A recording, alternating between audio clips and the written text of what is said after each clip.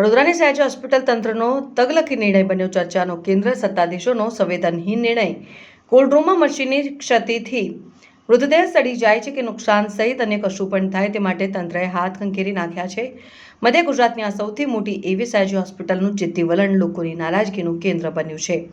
અગાઉ કોલ્ડરૂમમાંથી મૃતદેહ બદલાઈ જવાની, મૃતદેહને નુકસાન સહિતની ઘટનાઓ બની ચૂકી છે. ત્યારે હવે મૃતદેહ સાચવવાથી હોસ્પિટલ તંત્રએ હાથ હથ્થર કરી દીધા છે. જો ઘરમાં કોઈનું મૃત્યુ થાય અને સ્વજનો વિદેશ કે બહાર ગામથી આવવાના હોવાથી સયાજી હોસ્પિટલમાં કોલ્ડરૂમમાં મૃતદેહ મૂકવામાં આવ્યો હતો, જે માટેની ફોર્મ પણ ભરવામાં આવતું હતું અને મૃતકના સ્વજનો ભરતા પણ હતા. પરંતુ હવે નીચે 3 વધારાની લીટી લખી મૃતદેહ સાચવવાની જવાબદારીથી સાચવાની વાત લખી છે, જેને લઈને વિવાદ સર્જાયો છે.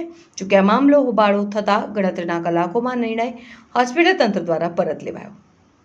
અત્રે ઉલ્લેખનીય છે કે ગત 29મી એપ્રિલે હોસ્પિટલના કોલ્ડરૂમમાં એક વૃદ્ધાનો મૃતદેહ મુકાયો હતો. સ્વજનો 2 દિવસ બાદ મૃતદેહ લેવા ગયા ત્યારે તે મૃતદેહ ડિકમ્પોઝ થતા વિવાદ થયો, જેમાં મૃતકના પરિવાર અને તબીબો વચ્ચે મારામારી થઈ હતી. તબીબોએ પરિવાર વિરુદ્ધ રાવપુરા પોલીસ સ્ટેશનમાં ફરિયાદ નોંધાવી હતી, જેથી રેસિડેન્ટ ડોક્ટરો હડતાલ ઉપર ઉતરી ગયા હતા. મામલો છેક ગાંધીનગર રાજ્ય સરકાર સુધી પહોંચતા ઉચ્ચ અધિકારીઓ વડોદરા દોડી આવ્યા હતા અને ત્યારબાદ હડતાલ સમેટાઈ ગઈ હતી. હોસ્પિટલમાં ઘટના બાદ શહેરીજનોને આશા હતી કે હોસ્પિટલ તંત્ર કોલ્ડ રૂમની વ્યવસ્થા સુધારવા નક્કર પગલાં લેશે, પણ તંત્રે છટકબારી શોધી રહી હતી.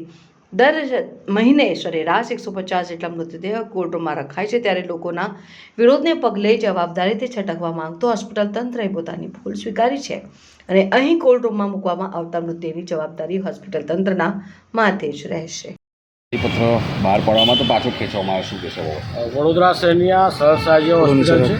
આ હોસ્પિટલમાં ગુજરાતના અન્ય રાજ્યોના લોકો પોતાની સારવાર અર્થે આવતા હોય છે, પરંતુ ટૂંક સમય પહેલાં અહીંયા જે મૃતદેહ હતો એ મૃતદેહ ડિકમ્પોઝ હાલતમાં મળ્યો હતો અને સગાવાલાઓની મારામારી થયેલી, ઝઘડા પણ થયા હતા.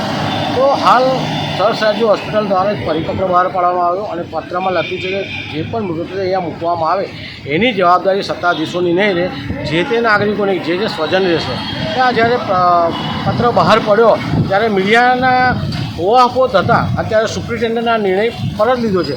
ઘણી સારી બાબત છે, પરંતુ વડોદરા શહેરનો નાગરિક કે અન્ય નાગરિક ક્યાંક ને ક્યાંક મૃતદેહ મૂકશે ક્યાં? સત્તાધીશો આ મૃતદેહ મૂકવા માટે અહીંયા હોસ્પિટલ બનાવી છે, મૃતદેહ અહીંયા મૂકવા, પરંતુ ક્યાંક પોતે છટકવાનો પ્રયાસ જ્યારે કર્યો છે અને આનો ઉહાપો થયો છે ત્યારે નિર્ણય પરત લીધો છે. તો ક્યાંક આવા નિર્ણય લેતા પહેલાં 1000 વાર વિચાર કરવો છે. ગાયકવાડ સાહેબે વડોદરા શહેરને આજવા સરોવર, બાગ બગીચા અનેક વસ્તુઓ આપી છે, આ હોસ્પિટલ પણ આપી છે. આજે એમનું હૃદય પણ દ્રવી ગયું છે કે આવો નિર્ણય કેમ લેવામાં છે.